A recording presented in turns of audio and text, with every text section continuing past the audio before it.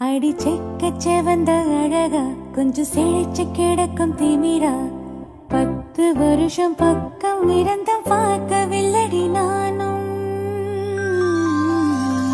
அந்த ராஜ கதவை திறந்தா பல ரகசியமும் தெரிஞ்சா பத்தியம் கிடந்த மாப்பிள்ள பையனும் பைத்தியமாக வேணும்.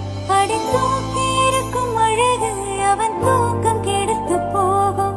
அடி பாக்கி இருக்கும் அழகு உசிர் பாதி வாங்கி போகும். தான தந்தான தந்தானே தான தந்தான தந்தானே தான தந்தான தந்தானே தான தந்தான தந்தானே.